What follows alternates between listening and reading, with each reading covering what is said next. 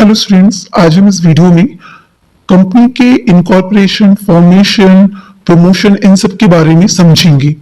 तो हमें पता है कि कंपनी क्या होती है, एक आर्टिफिशियल पर्सन होती है जो कि क्रिएटेड बाय लॉ होती है। लॉ से क्रिएट कर रहा है, लॉ से एग्जिस्टेंस में ला रहा है एक आर्टिफिशियल पर्सन को, जिसको हम नाम क्या दे रहे हैं, कंपनी का।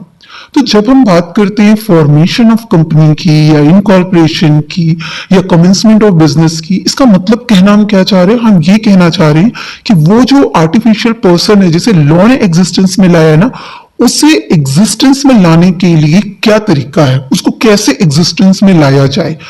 उस कंपनी, उस आर्टिफिशियल पर्सन को एग्जिस्टेंस में लाना ही क्या कहलाता है, आपका कंपनी को फॉर्मेशन करना। ठीक है, तो फॉर्मेशन ऑफ कंपनी का मतलब एक आर्टिफिशियल पर्सन को जो कि कंपनी है उसको कैसे एग्जिस्टेंस में लाया जाए, उसको कंपनी ने, उसको लॉ ने कैसे क्रिएट किया, उस चीज को ही, उस प्रोसीजर को ही हम क्या कहेंगे, फॉर्मेशन ऑफ अ कंपनी कहेंगे। तो बेसिकली कंपनी को फॉर्म करने के ना 4 स्टेजेस होते हैं। कितने होते हैं? 4 स्टेजेस होते हैं एक कंपनी जिसकी वजह से एग्जिस्टेंस में आती है। वो 4 स्टेजेस क्या है? सबसे पहला होता है promotion of a company, company को प्रमोट करना। प्रमोट करना का मतलब, प्रमोशन करने का मतलब वो पहला पर्सन जिसके दिमाग में ये आइडिया है कि हाँ, हमें सबको मिलके एक आर्टिफिशियल पर्सन को एग्जिस्टेंस में लाना है, ये जो सोच रहा है ना, वो चीजें आ जाती है promotion of a company. Then incorporation of a company, हम कंपनी को इनकॉर्पोरेट करेंगे। देखिए, इनकॉर्पोरेट करने का क्या मतलब होता है कि कंपनी को रजिस्टर करना है। इनकॉर्पोरेशन ऑफ अ कंपनी मतलब सिंपली आप समझिएगा, जो कि अगर आप इस पॉइंट ऑफ व्यू से समझेंगे तो ये सारा कॉन्सेप्ट आपको बहुत अच्छे से दिमाग में बैठेगा। तो इनकॉर्पोरेशन ऑफ अ कंपनी का मतलब हो गया कंपनी का रजिस्टर हो जाना, और उसकी एग्जिस्टेंस हो गई। जिस दिन वो रजिस्टर हो गया, उसकी एग्जिस्टेंस हो गई, कंपनी बन गया आर्टिफिशियल पर्सन, है ना, लॉ के थ्रू वो क्रिएट हो गया, क्योंकि उसका रजिस्ट्रेशन हो गया। उसके अलावा क्या कहते हैं, raising of capital. Third stage क्या हो जाता है, कैपिटल को रेज करना। And the fourth stage is commencement of business. तो रेजिंग ऑफ कैपिटल को ही ना कई जगह पे सब्सक्रिप्शन कहा जाता है ना। तो रेजिंग ऑफ कैपिटल ये सब्सक्रिप्शन का करना। And the last one is what, commencement of business. तो ये 4 मेन स्टेज कहे गए हैं कि पहले तो कंपनी का आइडिया का फ्रेम हो जाना, फिर हम उसको किस फॉर्म में लाना चाहते हैं, वो प्राइवेट बनाना चाहते हैं, पब्लिक बनाना चाहते हैं, कैसे बनाना चाहते हैं, ओपीसी बनाना चाहते हैं, क्या बनाना चाहते हैं, वो फॉर्म सोचना। देन कंपनी को रजिस्टर कराना, इनकॉर्पोरेट कराना। फिर अगर कंपनी रजिस्टर होगी तो उसके लिए पैसों की व्यवस्था करना, कैपिटल बनाना उसके लिए। प्राइवेट है तो अलग तरीके से कैपिटल को फ्रेम कर पाएंगे, पब्लिक है तो अलग तरीके से कैपिटल को रेज करेंगे, तो कैपिटल को फ्रेम करना उसके लिए। एंड देन फाइनली उसको बिजनेस शुरू करने की परमिशन दिलाना, that is commencement of business. तो ये मेन 4 स्टेजेस कहे गए हैं। क्लियर है?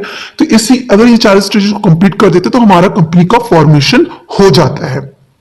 अब यहां पे ध्यान दीजिएगा कि अगर आप जो कंपनी फॉर्म करने वाले हैं, जो आर्टिफिशियल आप पर्सन बना रहे हैं, तो अगर आप उसे पब्लिक या प्राइवेट बना रहे हैं, पब्लिक या प्राइवेट कंपनी बना रहे हैं, लेकिन एक ऐसी पब्लिक या प्राइवेट कंपनी बना रहे हैं जिसको शेयर कैपिटल की जरूरत नहीं है, तो ऐसी कंपनी जो विदाउट शेयर कैपिटल होती है, चाहे वो पब्लिक हो चाहे वो प्राइवेट हो, वो अपना बिजनेस मतलब काम करना, अपना बिजनेस शुरू कर सकती है आफ्टर 2 स्टेजेस। मतलब प्रमोशन और इनकॉर्पोरेशन के कंप्लीट होते ही, जैसे ही आपका रजिस्ट्रेशन हुआ, आप रजिस्टर हुए कि हाँ आप एक पर्सन है, आप एग्जिस्टेंस में हैं, उसी दिन से आप काम शुरू कर सकते हैं। लेकिन कब? जब आप एक ऐसे पब्लिक या प्राइवेट कंपनी बन रहे हैं जो विदाउट शेयर कैपिटल है। लेकिन अगर आप एक ऐसी कंपनी बन रहे हैं जो विद शेयर कैपिटल है, मतलब जिसके पास कंपनीज हैविंग शेयर कैपिटल, वो शेयर कैपिटल के साथ स्टैब्लिश हो रही है, इनकॉर्पोरेट हो रही है, चाहे वो पब्लिक फॉर्म में हो रही है, प्राइवेट कंपनी के फॉर्म में हो रही हो, तो ऐसे सिचुएशन में आप अपना बिजनेस, अपना काम करना शुरू कब करेंगे? इस 4th स्टेज के बाद, मतलब जब आपको कमेंसमेंट ऑफ बिजनेस का सर्टिफिकेट मिल जाएगा तभी आप काम करना शुरू कर सकते हैं। तो मतलब अगर शेयर कैपिटल की कंपनी है आपकी, मतलब पब्लिक या प्राइवेट या जो भी है, लेकिन हैविंग अ शेयर कैपिटल है, तो ऐसे सिनेरियो में आपको 4 स्टेज कंप्लीट करेंगे तभी बिजनेस शुरू होगा। लेकिन अगर विदाउट शेयर कैपिटल की कंपनी है तो 2 स्टेजेस के बाद, मतलब रजिस्ट्रेशन सर्टिफिकेट के बाद, इनकॉर्पोरेशन कंपनी के इनकॉर्पोरेट होने के बाद ही आप बिजनेस स्टार्ट कर सकते हैं। ठीक है, तो इस तरह के क्वेश्चंस एमसीक्यू में बहुत फ्रेम किए जाते हैं, तो ये आपको पता होना चाहिए। ठीक है, और ये सारी बातें किसने बताई है? सेक्शन 11 ने बताई थी कि ऐसा किसको क्या करना होता है। क्लियर है? अब हम क्या करेंगे, एक एक स्टेजेस को जो कि इंपॉर्टेंट है, जिनसे सब कुछ चीजें फ्रेम होंगी, उनको हम थोड़ा समझने की कोशिश करते हैं। ठीक है, यहाँ पे पूरा प्रोसीजर वगैरह भी समझ लेंगे। तो सबसे पहली बात हम करते हैं promotion of a company. Promotion of a company में क्या हो गया कि initially the person who intend to form a company, जो सोच रहा है, जो चाहता है कि एक कंपनी को बनाया जाए, है ना, उस कंपनी को बनाए जाने के लिए, उसको एग्जिस्टेंस दिखाने के लिए, उसको वाकई में लॉ के थ्रू उसको एग्जिस्ट कराने के लिए जो पर्सन ये सोचता है, उसके लिए नेसेसरी स्टेप्स लेता है, लोगों को इकट्ठा करता है और वो सब काम जो करता है वो क्या कहलाता है, they are known as promoters. उसी को हम कहते हैं प्रोमोटर्स। क्लियर है? और प्रोमोटर्स की डेफिनेशन कहां दी गई है? प्रोमोटर्स की डेफिनेशन दी गई है कंपनीज एक्ट 2013 के सेक्शन 2 सबसेक्शन 69 में। तो वहां पे क्या कहा गया कि प्रोमोटर मींस कौन लोग होते हैं? एक ऐसे पर्सन जिसका नाम whose name has been named in prospectus, ऐसे लोग जिनका नाम आपकी प्रोस्पेक्टस में मेंशन है या वो कंपनी में आइडेंटिफाइड रोल कर रहे हैं, मतलब उनका जो काम है वो आइडेंटिफाइड है, मतलब कि वो ऐसा चीज है जिनकी वजह से कंपनी फ्रेम हो रही है, वो वर्क कर रहे हैं जिससे कंपनी को फ्रेम किया जा सकता है, तो वो क्या कहते हैं? आपके प्रमोटर्स कहलाते हैं। ऐसा किसने कहा? सेक्शन 2 सबसेक्शन 69 ने कहा। और उन्होंने क्या कहा? Have control over the affairs of a company, या फिर प्रोमोटर्स हम उन्हें भी कह सकते हैं जिनका कंपनी के जो भी कंपनी की पूरी वर्किंग है उस पर पूरा कंट्रोल हो, चाहे वो डायरेक्ट कंट्रोल हो चाहे इनडायरेक्ट कंट्रोल हो, या तो एज अ शेयर होल्डर हो या तो एज अ डायरेक्टर हो या किसी और फॉर्म में हो, लेकिन वो कंपनी के सारे अफेयर्स को, सारी वर्किंग को कंट्रोल कर रहे हो, तो वो हो जाते हैं। एंड थर्ड वन इज क्या? या फिर हम क्या कह सकते हैं कि जिनकी एडवाइस पे, मतलब वो ना तो, मतलब ये समझिए कि उनका कंट्रोल नहीं है, कोई वर्किंग पे कंट्रोल नहीं है, वो शेयर होल्डर डायरेक्टर किसी भी फॉर्म में होकर कोई कंट्रोल नहीं कर रहे, लेकिन वो कुछ ऐसी एडवाइस दे रहे हैं, ऐसा डायरेक्शन है, ऐसा इंस्ट्रक्शंस है उनका, जिसकी वजह से जो बोर्ड ऑफ डायरेक्टर्स है वो अपनी वर्किंग कंप्लीट कर रहे हैं, कंपनी का काम कंप्लीट हो रहा है, मतलब उनके एडवाइस पे, उनके डायरेक्शन पे, उनके इंस्ट्रक्शंस पे ही सारा काम हो रहा है, तो वो भी क्या कहलाते हैं? प्रमोटर कहलाते हैं। तो प्रमोटर तीन हो गए, या तो फिर उनका प्रोस्पेक्टस में नाम होता है, या फिर उनका कंपनी के अफेयर्स में डायरेक्टली या इनडायरेक्टली कंट्रोल होता है, या फिर उनकी एडवाइस, डायरेक्शन या इंस्ट्रक्शंस होती है बोर्ड ऑफ डायरेक्टर्स को, जिसके थ्रू कंपनी वर्क कर रही होती है। तो इस तरह की चीजों को जो करते हैं वो क्या कहलाते हैं? आपके प्रमोटर्स कहलाते हैं। और यही स्टेज आपको क्या कहला? प्रमोशन ऑफ अ कंपनी, कि भाई पहले तो कंपनी का आइडिया तो आना चाहिए। क्लियर है कि नहीं क्लियर है? सो यहाँ पे याद रखिएगा कि वो पर्सन जो एग्री हुआ कि हाँ हमें कंपनी बनानी है, जिसने उस कंपनी को बनाने के लिए, उसको एग्जिस्टेंस में लाने के लिए जितने भी नेसेसरी डॉक्यूमेंट्स थे उसको प्रिपेयर किया, है ना, जो लोगों को इकट्ठा किया, एक्टिव रोल प्ले किया कि हाँ भाई हमको काम करना है, भले ही, और ये भी हो सकता है कि समटाइम्स प्रोमोटर्स ने आइडिया दिया, लोगों को इकट्ठा किया, पर वो इतना एक्टिवली हर चीज को रजिस्ट्रेशन में इन्वॉल्व नहीं है, बट स्टिल वो क्या हो गया? आपका प्रोमोटर हो गया। और ये भी इंपॉर्टेंट है कि अगर ये जैसे हम कह रहे हैं बार बार कि हाँ कंपनी को स्टैब्लिश करने में जिसने अपना रोल प्ले किया हो, सारा काम किया हो, लेकिन अगर आप एक एडवोकेट हो और फिर आप उस कंपनी को रजिस्टर कराने में सारा काम कर रहे हैं, तो आप प्रमोटर हो गए? नहीं, बिल्कुल भी नहीं, क्योंकि आप एक प्रोफेशनल कैपेसिटी में काम कर रहे हैं। तो मेरा काम था ये काम करना, प्रोफेशनल कैपेसिटी में सीए है, सीएस है, एडवोकेट है, और वो सब मिलकर अपना कंपनी फॉर्म कर रहे हैं, मतलब डॉक्यूमेंट्स प्रिपेयर करने में हेल्प कर रहे हैं, तो ये तो उस प्रोफेशनल कैपेसिटी में हेल्प कर रहे हैं ना, तो ये प्रमोटर नहीं होते हैं। तो प्रोमोटर का मतलब ये चीज हो गया कि भाई वो आइडिया आना, लोगों को एग्री कराना और सोचना कि हाँ हमें एग्जिस्ट करना है, उसके लिए जितने लोगों को इकट्ठा करना, जिनसे जो काम करना, जो डॉक्यूमेंट प्रिपेयर करना, वो सब करवाना, वो कहलाते हैं प्रमोटर्स। Is it clear? तो वहां पे अभी जैसे अगर एग्जाम पॉइंट ऑफ व्यू से बात करें तो समटाइम्स से प्रमोटर्स पे भी बहुत सारे क्वेश्चन आ जाते हैं कि प्रमोटर्स कौन होते हैं, उनका क्या फंक्शन होता है, उनकी लायबिलिटी कैसी होती है ना, उनकी लीगल पोजीशन क्या होती है, क्योंकि वो ना तो कोई ट्रस्टी है ना कोई एजेंट है, वो इस तरह के कोई पर्सन होते ही नहीं है। तो इस तरह से उनकी स्टेटस को लेके, उनकी ड्यूटीज को लेके कई बार एग्जाम में से प्रोमोटर्स के रिगार्डिंग भी क्वेश्चन आ जाता है, ठीक है। लेकिन हम यहाँ पे फॉर्मेशन ऑफ कंपनी कर रहे हैं तो हम यहाँ पे सिर्फ इतना ही पार्ट इनका डिस्कस करेंगे। अब आगे हम बात करते हैं फॉर्मेशन ऑफ अ कंपनी। देखिए पूरी चीज जो है ना बेसिकली है तो फॉर्मेशन ही। हमने भी फॉर्मेशन के स्टेजेस पढ़े कि promotion, incorporation, raising capital and commencement of business. तो ये फॉर्मेशन ऑफ कंपनी का क्या कहने का मतलब हुआ, एक्चुअली सेक्शन 3 बहुत इंपॉर्टेंट रोल प्ले कर रहा है। सेक्शन 3 ने कहा कि जब आप कंपनी को प्रमोट करें, आप आइडिया लेके आ रहे हो ना कि आपको कंपनी बनानी है, प्रोमोटर्स आ गए, उन्होंने सोचा कि मुझे कंपनी बनानी है, तो सेकेंड स्टेप्स उनका होना चाहिए कंपनी को किस फॉर्म में बनाना है। कंपनी को किस फॉर्म में बनाने का मतलब क्या हुआ कि उसका लीगल स्टेटस क्या रखना है, आपको किस तरह की कंपनी चाहिए आपको, वो यहां पे कहला रही है फॉर्मेशन। क्लियर है? और ये किस तरह का होना चाहिए, ये बात कहां लिखी गई, सेक्शन 3 में लिखी गई। तो उसमें क्या कहा गया कि जब प्रमोटर्स ने प्रमोशन के बारे में सोच लिया कि भाई उसे कंपनी बनानी है, उसने डॉक्यूमेंट्स रेडी करने शुरू किए, लोगों को इकट्ठा किया, तो अब उसे फॉर्म डिसाइड करना है कि क्या वो क्या रिक्वायरमेंट है उसकी कि इस कंपनी को वो कॉन्स्टिट्यूट कर पाए, किस तरह की कंपनी को उसे कॉन्स्टिट्यूट करना है। तो उसके लिए जैसे फॉर एग्जाम्पल कि अगर वो चाह रहा है कि पब्लिक कंपनी है तो 7 से ज्यादा लोगों को इकट्ठा कर ले, वो तो मतलब क्या फॉर्म वो सोच रहा है। कंपनी जब भी वो फॉर्म करेगा तो उसका पर्पस हमेशा लॉफुल होना चाहिए, उस लॉफुल पर्पस के लिए उसको फॉर्म, उसका लीगल स्टेटस सोचना पड़ेगा, क्या क्या रिक्वायरमेंट है उस कंपनी को कॉन्स्टिट्यूट करने के लिए, वो ध्यान देनी पड़ेगी। तो उसी में सेक्शन 3 में ये बात बताई गई कि अगर पब्लिक कंपनी का फॉर्म आप सोच रहे हैं तो 7 से ज्यादा पर्सन को आप इकट्ठा कर लेंगे, तब वो सही तरीके से कॉन्स्टिट्यूट हो पाएगी। प्राइवेट कंपनी है तो 2 या 2 से अधिक पर्सन होने चाहिए। ओपीसी अगर है तो वो 1 पर्सन होना चाहिए। ओपीसी को हम क्या कहेंगे, अगर प्राइवेट कंपनी, क्योंकि ओपीसी से एज अ प्राइवेट कंपनी, तो वहां पे एक ही पर्सन से आप कंपनी फ्रेम कर सकते हैं। तो आप किस फॉर्म में चाह रहे हैं वो डिसाइड कर लेंगे, तो वो सेक्शन 3 में आया। तो जब हमारा प्रमोशन हो गया और हमने फॉर्म डिसाइड कर लिया अकॉर्डिंग टू सेक्शन 3 कि हमारे लॉफुल पर्पज से हमें इस तरह की कंपनी कॉन्स्टिट्यूट करनी है, तब क्या करेंगे, तब हम इनकॉर्पोरेशन में आ गए। हमारा एक्चुअल जो सेकेंड स्टेज है वो आ गया। क्लियर है? अब ये इनकॉर्पोरेशन, कंपनी इनकॉर्पोरेट हो रही है। यहां देखिए कॉन्सेप्ट समझिए, क्योंकि सबसे इंपॉर्टेंट स्टेप यही है। कंपनी को इनकॉर्पोरेट करने में कितने क्या क्या होता है, ये सारे क्वेश्चंस बहुत फ्रेम किए जाते हैं। इनकॉर्पोरेशन का मतलब होता है रजिस्टर कराना। सिंपली आप ये समझिएगा कि अब आपने सोचा, आपने लीगल स्टेटस डिसाइड कर लिया, मुझे कैसा चाहिए, उसके हिसाब से सब कुछ मेंटेन कर लिया। अब आप अपनी कंपनी को रजिस्टर करा रहे हो। इनकॉर्पोरेशन ऑफ अ कंपनी का सिंपल मतलब समझिएगा, कंपनी का रजिस्ट्रेशन कराना कि हम ये हैं, ये देखिए मेरा नाम आप रजिस्टर करिए। अब आपकी लीगल एग्जिस्टेंस हो जाएगी जिस दिन कंपनी इनकॉर्पोरेट होती है। मतलब जिस दिन कंपनी पेपर में, आरओसी जो रजिस्ट्रार ऑफ कंपनी होते हैं, आरओसी में जिस दिन उस ऑफिस में आपका रजिस्ट्रेशन हो गया, मतलब आप इनकॉर्पोरेट हो गए। इनकॉर्पोरेट का मतलब रजिस्ट्रेशन होना कि हाँ आप लोग मिलके ये पेपर है, ये काम करोगे, ऐसे हो, ये सब कुछ सब आपने देख के अपना नाम वहां पे स्टाम्प करवा लिया, रजिस्टर करवा लिया। उनके रजिस्ट्रार में आप जो डॉक्यूमेंट रजिस्टर है उसमें आपका नाम चढ़ गया, तो हम कहते हैं कि अब आपका रजिस्ट्रेशन हो गया, आप अब एग्जिस्टेंस में आ गए।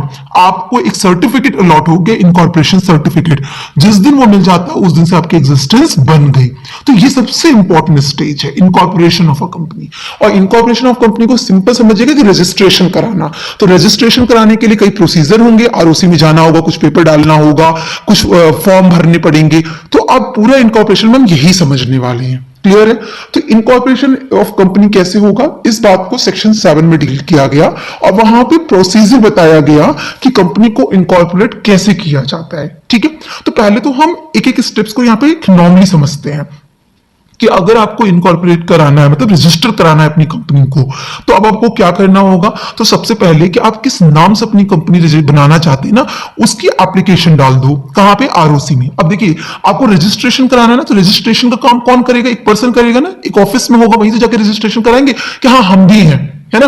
तो इसी तरीके से आप समझिए कि अगर कोई नॉर्मली किसी बेबी का बर्थ होता है या डेथ होती है, तो ऐसे सिचुएशन में नगर निगम पर्टिकुलर जिस एरिया हो, तो वहां पे बर्थ सर्टिफिकेट लेना होता है ना, कि वो प्रूफ करता है कि हाँ भाई ये पर्सन इस एरिया का बर्थड पर्सन है, कि यहाँ पे इनका बर्थ सर्टिफिकेट है। इसी तरीके से हर जो कंपनी भी आती है एग्जिस्टेंस में, तो उसके लिए भी एक है नगर निगम, जैसे आप कह रहे हो ना, वैसे ही आरओसी होता है। रीजनल ऑफिसेज होते हैं उनके अलग अलग जगह के लिए। ठीक है, तो आरओसी जो होगी वहां पे जाके आपको अपने पेपर्स रजिस्टर कराने पड़ेंगे, उनसे सर्टिफिकेट लेना पड़ेगा कि हाँ भाई हम एग्जिस्टेंस में हैं। तो उसके लिए पहले काम क्या करना होगा कि अपना नाम, उनके यहाँ पे एक एप्लीकेशन फॉर्म आएगा आरओसी के ऑफिस में, वहां से उनको नाम अपना रिजर्व कराइए।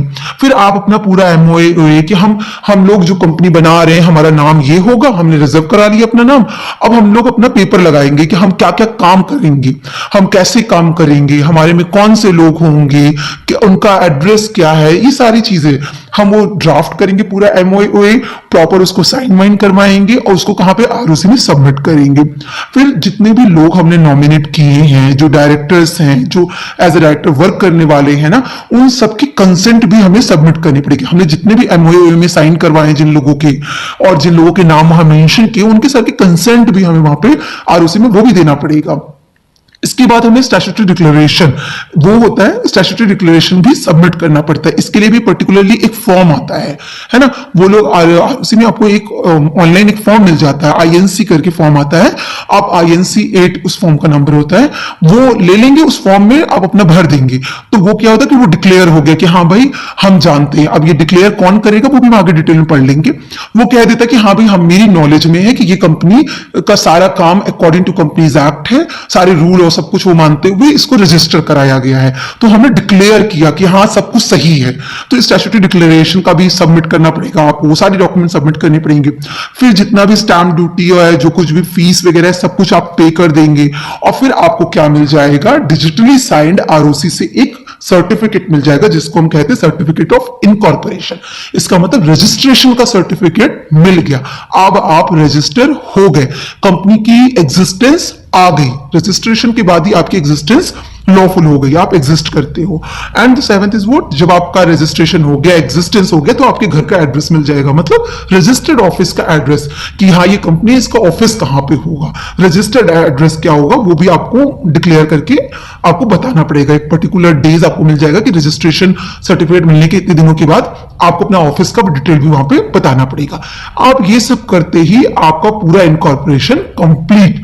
अब आप कैपिटल रेज करो और अपना बिजनेस का सर्टिफिकेट रिसीव करो और अपना काम शुरू करो। क्लियर है। अब इसी इनकॉर्पोरेशन को ज्यादा पढ़ने की जरूरत है, क्योंकि सारा क्वेश्चन यहीं से आता है, इनकॉर्पोरेशन से ही आता है। ठीक है, अभी तक जितने स्टेजेस थे वो क्लियर हो गए कि प्रमोशन क्या हो गया, प्रमोटर्स के थ्रू जो चीजें हो गई, फिर हमने किस फॉर्म में कंपनी को रजिस्टर किया है, प्राइवेट पब्लिक किया, सेक्शन 3 ने हमें बता दिया। और अब सबसे इंपॉर्टेंट आया इनकॉर्पोरेशन ऑफ अ कंपनी, जो कि सेक्शन 7 है। इसके सारे स्टेजेस हम यहां समझेंगे। तो अगर मैं ब्रॉडली बोलूं ना कंपनी का इनकॉर्पोरेशन रजिस्ट्रेशन कैसे होगा, तो देखिए रजिस्ट्रेशन का जो प्रोसीजर है ना, उसको मोटा मोटी अगर देखिए तो 3 स्टेप है। पहला स्टेप क्या हो गया, नेम का रिजर्वेशन कराना। आप अपने नेम को रिजर्व कराओ कि आप किस नाम की कंपनी चाहते हो। ठीक है, वो नाम अवेलेबल है भी कि नहीं है, क्योंकि होता है ना कि पेटेंट हो जाता है कि ये नाम कोई और नहीं रख सकता है, तो नाम की अवेलेबिलिटी पहले चेक करनी होती है। पहले तो रिजर्व करो अपना नाम कि तुमको ये नाम मिल जाए इस कंपनी का।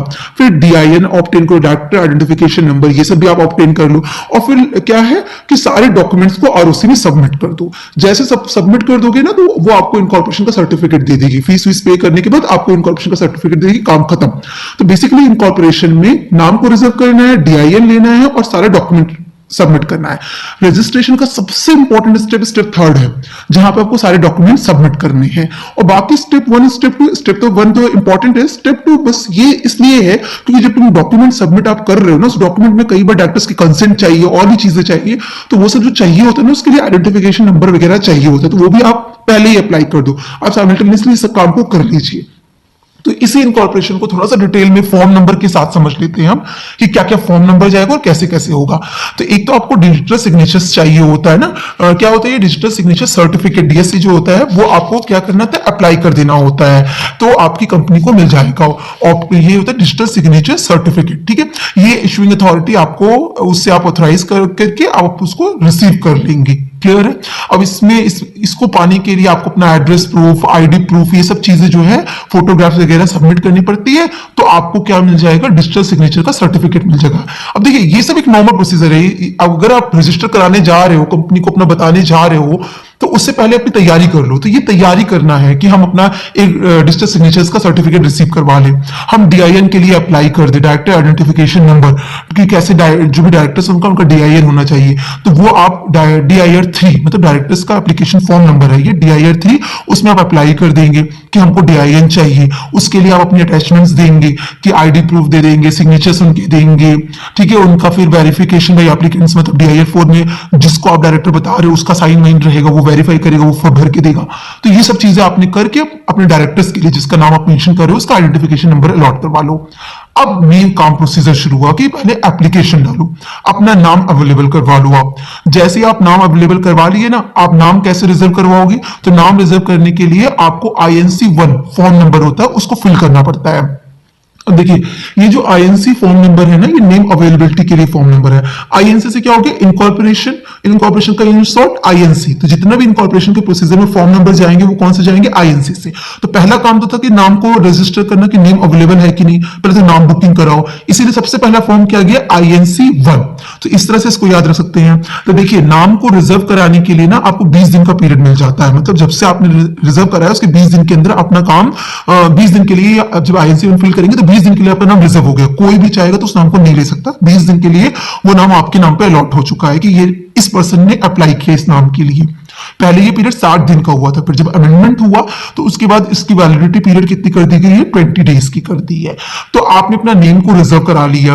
अब ये तो मैंने आपको बता दिया कि रिजर्व 20 दिन के लिए कर लेंगे। फिर आप क्या करेंगे, एमओए को तैयार कर लीजिए, क्योंकि अब आपको क्या करना, नेम रिजर्व करवा लिया, डीआईएन वगैरह लिया, अब आपको डॉक्यूमेंट फाइल करना है। तो अपना एमओए सब कुछ अच्छे से रेडी कर लीजिए प्रिस्क्राइब फॉर्मेट में, क्योंकि अब आपको क्या करना पड़ेगा, वहां पे डिपॉजिट सबमिट करना पड़ेगा। तो अब इनकॉर्पोरेशन का काम शुरू हुआ, क्योंकि इनकॉर्पोरेशन का काम मतलब क्या, फाइल करना, रजिस्टर डॉक्यूमेंट्स को फाइल करना, जो हमने वहां पे बताया था स्टेप 3, डॉक्यूमेंट फाइल करने, यही मेन इनकॉर्पोरेशन रजिस्ट्रेशन करने का काम यहां से शुरू होता है। ये तो हमने तैयारियां करी, नेम रिजर्व करवा लिया, एओए बनवा लिया, अपना सिग्नेचर अपना रजिस्टर रख लिया, डीआईएन का नंबर अलॉट करवा लिया, ये सब हमने तैयारियां कर ली। अब रजिस्ट्रेशन का काम शुरू हुआ। तो हमने क्या किया, आरओसी में अपना फॉर्म आईएनसी 7 वहां पे अप्लाई कर दिया। कब करेंगे, after the date of filing INC 1। आपने नाम रिजर्व करवाया है ना आईएनसी 1 में, नाम रिजर्व करवाने के बाद आपको आईएनसी 7 में अप्लाई करना पड़ेगा फाइल, ठीक है। अब आईएनसी 7 में तो इनकॉर्पोरेशन है, इनकॉर्पोरेशन का 7 फॉर्म नंबर है, आईएनसी 7 आरओसी का फॉर्म नंबर है। ये इसका मतलब क्या है, आप इसमें अप्लाई करने का मतलब अब आप डॉक्यूमेंट्स अटैच करोगे इसके साथ, इसी फॉर्म के साथ आप सारे डॉक्यूमेंट अटैच करने वाले हो। तो आपने अप्लाई किया आईएनसी 1 में, नाम को रिजर्व करवाया, अब आपको सारे डॉक्यूमेंट अटैच करके उनको भेजने हैं। तो उसके लिए आपको कौन सा फॉर्म भरना पड़ेगा, आईएनसी 7। अगर आप 1 पर्सन कंपनी है तब आपको आईएनसी 2 भरना पड़ेगा, अदरवाइज प्राइवेट पब्लिक जो भी है आपको आईएनसी 7 ही भरना पड़ेगा, ठीक है। अब आपको क्या करने होंगे, इस फॉर्म के साथ सारे अटैच करने होंगे। अब देखिए, कई बार क्वेश्चन पूछता है कि रजिस्ट्रेशन के लिए कौन से इंपॉर्टेंट डॉक्यूमेंट है जो फाइल करने पड़ते हैं। तो ये वो अटैचमेंट्स ही हैं जो फाइल करने पड़ते हैं, मतलब आपको रजिस्ट्रेशन कराना है तो क्या क्या डॉक्यूमेंट सबमिट करना होगा आरओसी में, यही वो अटैचमेंट्स हैं। क्लियर है कि नहीं क्लियर है। तो इसको कभी कभी ना आपकी बुक्स में हेडिंग डाल के बहुत सारे लिख देंगे कि ये पेपर, ये पेपर, ये पेपर आपको सबमिट कराने हैं, तो एग्जाम के क्वेश्चंस बनते हैं। तो चलिए यहाँ पे हम देखते हैं लीगली की फॉर्म नंबर के साथ ही कौन कौन से अटैचमेंट अब आपको देनी होगी रजिस्टर कराने के लिए आरओसी में। तो आपको अपना एमओए जो आपने तैयार करवाया था ना, उसको जो सब्सक्राइबर्स उनसे साइन करवा के प्रॉपर तरीके से आपको वो देना होगा। फिर आपको क्या करना होगा, आईएनसी 8 फॉर्म भरना पड़ेगा, वो भी अटैच कर दीजिए आईएनसी 7 के साथ। आईएनसी 8 क्या था, आपका डिक्लेरेशन सर्टिफिकेट था, स्टैट्यूटरी डिक्लेरेशन सर्टिफिकेट। ये बेसिकली क्या होता है, ये होता है कि जो पर्सन है वो स्टैट्यूटरी पर्सन बेसिकली वो ये डिक्लेयर कर रहे हैं कि भाई ये जो पूरा तैयार हुआ है डॉक्यूमेंट, ये सब मेरी नॉलेज में है और कंपनीज एक्ट 2013 के जो भी रूल लगते हैं उन सब को ध्यान में रखते हुए उन सारे रूल के हिसाब से इस कंपनी को एस्टैब्लिश किया जा रहा है। ये हम अपनी कंसेंट दे रहे हैं, वो प्रोफेशनल्स। अब वो लोग होते कौन है जिनकी साइन यहाँ पे लगती है, तो या तो वो हाई कोर्ट या सुप्रीम कोर्ट के एडवोकेट हो सकते हैं या कोई प्रोफेशनल हो सकते हैं, लाइक सीए हो सकते हैं, सीएस हो सकते हैं, कॉस्ट एंड वर्क अकाउंटेंट हो सकते हैं। सिर्फ यही 4 लोग हैं जिनको ये स्टैट्यूटरी डिक्लेरेशन फॉर्म भरने की परमिशन है, इनके ही साइन चाहिए। तो ये स्टैट्यूटरी डिक्लेरेशन फॉर्म किस नंबर में भरा जाएगा, आईएनसी फॉर्म आईएनसी 8 में। ये आप क्लिक करेंगे, वहां पे आप टिक कर देंगे। मान लीजिए आपकी सीए ने किया तो वो सीए पे कॉलम पे टिक कर देगा, अपना मेंबरशिप नंबर, नाम सब वहां पे लिख देगा। तो इसका मतलब वो स्टैट्यूटरी डिक्लेरेशन हो गया। ये भी अटैच करके चला गया कि हाँ इस सीए ने ये वेरीफाई किया है, कि वो डिक्लेयर करता है कि जितना भी काम हुआ सब सही हुआ है और रूल के हिसाब से हुआ है। इसी को बोलते हैं फॉर्म आईएनसी 8 या स्टैट्यूटरी डिक्लेरेशन फॉर्म। क्लियर है। उसके बाद हमारा क्या आता है, फॉर्म आईएनसी 9। ये एक्चुअली एक एफिडेविट फॉर्म है। तो ये आप देखिए यहाँ पे लिखा है कि affidavit form from each subscriber and person named as a first director that he is not convicted in any offence fraud. तो आप एफिडेविट दे रहे हैं। एफिडेविट किस चीज का दे रहे हैं, जितने लोगों के नाम एमओए में आपने एज एन सब्सक्राइबर रखा या मतलब कि आपके फर्स्ट डायरेक्टर वगैरह हैं, ये वो कहेंगे कि जो कुछ भी कंपनी का ये फॉर्मेशन या प्रमोशन या मैनेजमेंट पूरा जो बन रहा है और हम लोग जो इसमें इन्वॉल्व है, हमारे ऊपर कोई भी किसी भी तरीके का ऑफेंस नहीं है, कोई भी फ्रॉड का केस नहीं है, हम किसी भी तरह वगैरह किसी भी गलत चीज में इन्वॉल्व नहीं है और सारा प्रमोशन फॉर्मेशन जो भी इस कंपनी का हो रहा है वो बिल्कुल सही तरीके से हो रहा है, ट्रू हो रहा है, सारी इंफॉर्मेशन करेक्ट है, ऐसा हम जानते हैं। तो ये एफिडेविट देंगे। तो एफिडेविट कैसे हाथ से लिख के देंगे? नहीं, फॉर्म INC 9 रहेगी, उसी में फिल करके दे देंगे। तो ये सब अटैचमेंट जा रही है। तो आपकी हेडिंग क्या हो जाती है? एफिडेविट देना। किस एफिडेविट में किस फॉर्म नंबर देंगे? फॉर्म INC 9 में देंगे। स्टैट्यूटरी डिक्लेरेशन फॉर्म सबमिट होगा, किस में सबमिट होगा? INC 8 में साइन होगा। MOA डॉक्यूमेंट सबमिट होंगे, AOA सबमिट होगा, डायरेक्टर्स की कंसेंट सबमिट होगी, ये सब चीजें आपकी सबमिट होगी। फिर क्या होगा और क्या अटैचमेंट जाएगी आपकी INC 7 के साथ? Particulars of all subscribers and director along with ID, bank statement, utility bills, pan, signature verification. तो अब डिजिटल सिग्नेचर्स वगैरह है, ID प्रूफ है, एड्रेस प्रूफ है, ये सब भी अटैच होगा उन सारे लोगों के जिनकी कंसेंट, जिनका एफिडेविट या जिनके नाम उस पूरे MOA और सब चीजों में आपने रखे हैं, उन सब लोगों की सारी डिटेल्स भी आपको लगानी पड़ेगी। और identity proof of witness of MOA ने, तो विटनेस होते हैं ना कि हमारी ही नॉलेज में है, हम लोग उनके सामने ये चीजें तैयार हुई हैं, तो जो विटनेस लोग हैं ना उनका भी पूरा ID प्रूफ जाएगा कि हाँ भाई ये सब सही तैयार हुआ है। ये सारे डॉक्यूमेंट्स, ये सारी अटैचमेंट्स आप क्या करेंगे? सबमिट करेंगे। और जब आप ये सब सबमिट कर देंगे तब क्या हो गया? आपका रजिस्ट्रेशन हो गया। तो इसको बोलते हैं issue of certificate of incorporation. जैसे ये कंप्लीट हुआ आपको सर्टिफिकेट इश्यू हो गया। किस चीज का? इनकॉर्पोरेशन का। और इनकॉर्पोरेशन का सर्टिफिकेट इश्यू होने का मतलब ही हुआ कि आपकी कंपनी एग्जिस्टेंस में आ गई। ठीक है, जब आपका एग्जिस्टेंस में हो जाएगी, इनकॉर्पोरेशन का सर्टिफिकेट मिल जाएगा, तब आपकी कंपनी को CIN अलॉट होगा, कॉर्पोरेट आइडेंटिफिकेशन नंबर, जो कि 21 डिजिट का होता है, अल्फा न्यूमेरिक कोड होते हैं इसमें। ठीक है, तो जिस कंट्री में कंपनी बन रही होती है, मतलब जहां पे जिस कंट्री की कंपनी है, जहां पे वो इनकॉर्पोरेट हुई है, और ROC जहां पे वो रजिस्टर्ड हुई है, उसके अकॉर्डिंग अलग अलग स्टेट का अलग अलग ROC ऑफिस होता है, तो उसके हिसाब से इसको जो है आपका CIN नंबर अलॉट होता है। और ये किसके अंडर होता है? MCA के अंदर, ministry of corporate affairs in सारी मैटर्स को देखती है। ठीक है, उन्हीं के अकॉर्डिंग अलग अलग स्टेट में ROC के अकॉर्डिंग ही आपका CIN नंबर अलॉट होगा। ये अल्फा न्यूमेरिक कोड होगा। क्लियर है? मतलब कुछ नंबर्स भी होंगे, कुछ आपके डिजिट वो भी होंगे, अल्फाबेट्स भी होंगे, सबको मिक्स करके ये आपका 21 डिजिट का अल्फा न्यूमेरिक कोड बनेगा। तो लास्ट 6 डिजिट जो होती हैं CIN की, वो क्या होती है? आपकी कंपनी का रजिस्ट्रेशन नंबर होती है। आपकी कंपनी इनकॉर्पोरेट हो गई ना, तो इसका मतलब आपको रजिस्ट्रेशन सर्टिफिकेट मिल गया।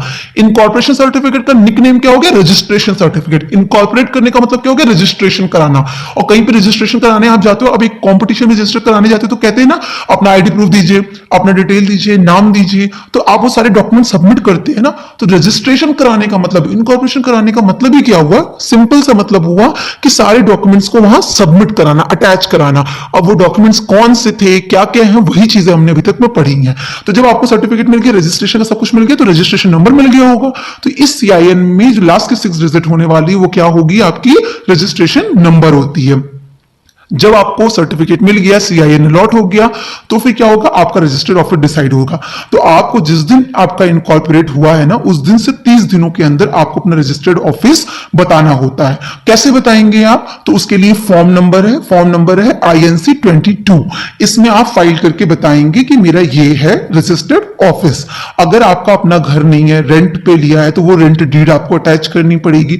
अगर डायरेक्टर ने अपने ही घर को, अपनी ही प्रीमाइसेस को यूज कर लिया as a registered office company का, तो उनको उनकी NOC देनी पड़ेगी, नो ऑब्जेक्शन सर्टिफिकेट, कि डायरेक्टर कह रहा है कि भाई ये मेरी प्रीमाइसेस कंपनी का रजिस्टर्ड ऑफिस है, तो डायरेक्टर का NOC वहां पे साइन होकर वो भी अटैच होगा। तो इस तरह से इनकॉर्पोरेशन सर्टिफिकेट के 30 दिनों के अंदर आपका रजिस्टर्ड ऑफिस मिल जाएगा।